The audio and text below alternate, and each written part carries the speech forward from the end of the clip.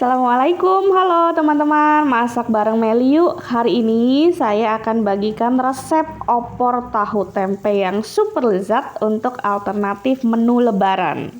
Opor tahu tempe di video ini itu santannya tidak cair, santannya pekat, kental, tidak encer, bener-bener rasanya juga gurih ya.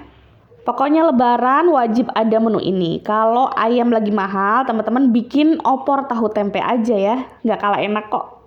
Tinggal siapin ketupat atau lontong, atau kalau misalkan nggak ada pakai nasi anget aja, ini udah enak kok. Ini saya makan pakai sambal terasi. Untuk resep sambal terasi nanti ada di layar akhir. Juga pakai kerupuk, ini udah nikmat banget. Yuk langsung aja kita simak cara membuat opor tahu tempe yang super lezat untuk menu lebaran di video ini. Namun sebelumnya tetap ya dukung channel ini dengan klik tombol subscribe. Baik, bahan apa aja sih yang perlu dibeli untuk bikin opor tahu tempe? Yang pertama tentu saja tahu. Saya pakai tahu 5 buah tahu, tapi bukan tahu pong ya. Dipotong 2 menjadi segitiga seperti ini, sisihkan. Kemudian selain tahu ada 1 papan tempe. Papan tempenya ini saya potong-potong senada dengan tahunya segitiga seperti ini. Nah, sebelum diolah tahu dan tempenya ini, terutama tempe ya, wajib untuk digoreng sebentar. Tujuannya apa? Agar tempe dan tahunya ini agak sedikit berkulit ya, agak tidak hancur dan bumbunya nanti juga lebih meresap. Ketika dimasak kita nanti ngebolak-balik tahu tempenya saat kita bikin opor tahu tempe ini, tidak khawatir tahu tempenya ini akan hancur. Nah, ini tahunya sudah selesai saya goreng, begitupun dengan tempenya ya. Sudah saya goreng, kita sisihkan sementara kedua bahan utama ini. Lanjut saya punya kelapa parut dari kelapa tua, 1 butir kelapa tua ukuran sedang, beratnya kurang lebih 200 gram. Nah, ini untuk bagian kulitnya sengaja tidak saya kupas ya. Jadi saya request ke tukang penjualnya tidak usah dikupas karena kulitnya kalau dikerok itu nanti santannya akan kurang kental dan kurang gurih ya teman-teman. Kulit ini mengandung banyak minyak dan sari kelapa sehingga nanti jika ikut terparut akan memaksimalkan volume santan ya. Meskipun warnanya agak sedikit gelap ya, jadi kurang cocok kalau untuk bikin kue. Ini contohnya untuk bikin opor yang warna santannya tuh nggak butuh yang putih gitu. Kemudian saya siapkan 200 ml air hangat, bukan air mendidih ya, air hangat dari termos. Kalau teman-teman nggak punya gelas ukur, teman-teman bisa siasati dengan gelas belimbing seperti ini. Takarannya kurang lebih 1 gelas belimbing, kurang dikit ya. Untuk suhunya kurang lebih 60-70 derajat Celcius ya. Jadi jangan terlalu panas juga. Ini adalah air hangat. Nanti kalau air panas tangannya melepuh ya ketika nanti kita memeras santannya.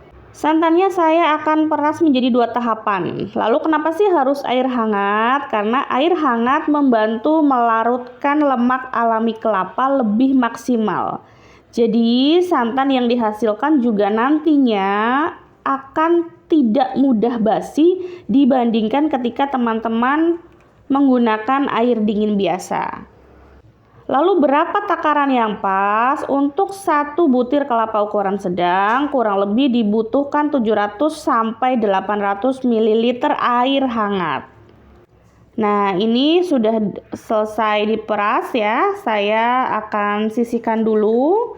Kemudian nanti saya akan peras lagi sisa parutan kelapa ini menggunakan 500 ml air hangat. Jadi totalnya adalah 700 ml air hangat. Santan ini kalau di tempat saya namanya santan kanil ya, santan yang lebih kental atau perasan pertama.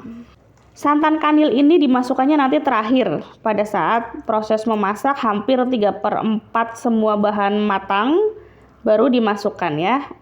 Tujuannya agar kesegarannya terjaga. Kecuali jika memang teman-teman bikin rendang ya, rendang itu kan membutuhkan proses karamelisasi. Jadi minyak santannya dia butuh keluar di awal untuk proses jangka panjang.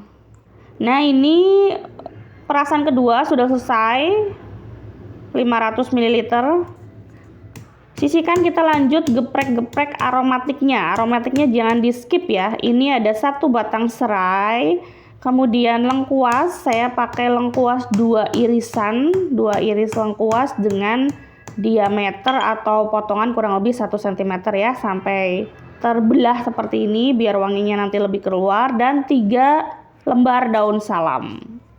Sisihkan dulu aromatiknya, kemudian kita lanjut ke bahan halus. Bahan halusnya ada setengah sendok teh ketumbar butiran yang sudah disangrai dan kemiri yang sudah disangrai, jumlahnya ini 3 butir.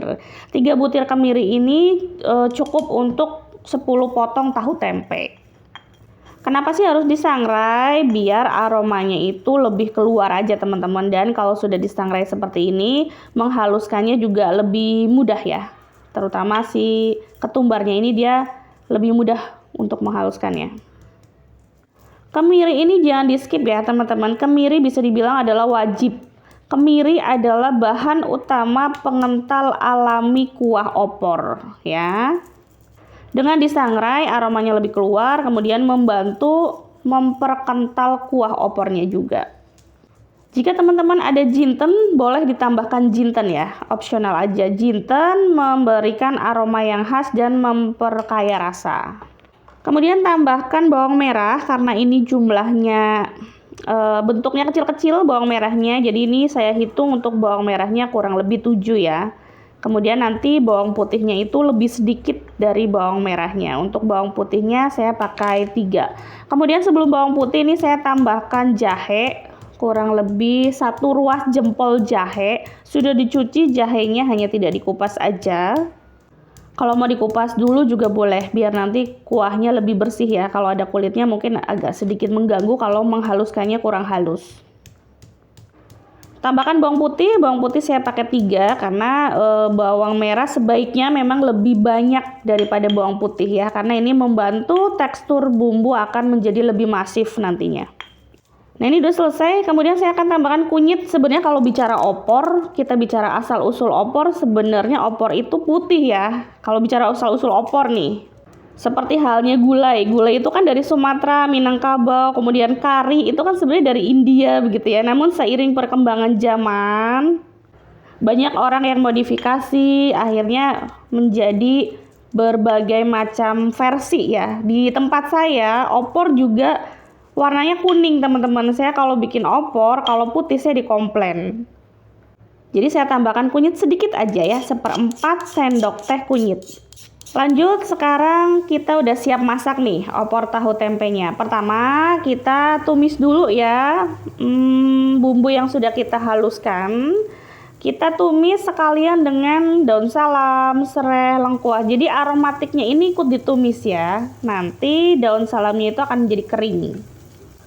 Tumis hingga benar-benar matang dan minyaknya keluar sehingga tidak langu sebelum santannya masuk. Nah, kalau dipastikan udah matang, baru kita masukkan santan cairnya dulu yang 500 ml dulu.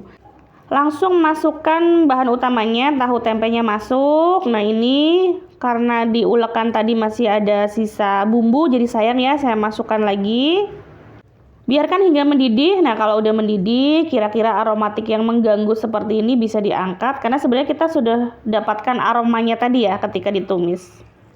Nah, ini 3/4 hampir matang ya proses memasaknya. Saya langsung masukkan aja santan yang kental. Saya tambahkan seasoning, garam 1 sendok teh, kemudian gula juga 1 sendok teh, dan penyedap 1 sendok teh, masing-masing 1 sendok teh ya. Kita koreksi rasa dulu. Nah ini ternyata keasinan, saya tambahkan lagi gula 1 sendok teh. Jadi total untuk garamnya itu 2 sendok teh, gula pasir juga 2 sendok teh ya. Dan penyedapnya tuh 1 sendok teh. Kita masak dengan api kecil sambil terus diaduk-aduk agar santan tidak pecah, bumbu meresap sempurna dan menghasilkan kuah yang kental. Saya akan masak hingga kuahnya sedikit berkurang ya. Kemudian dimatikan aja kalau kuahnya udah berkurang.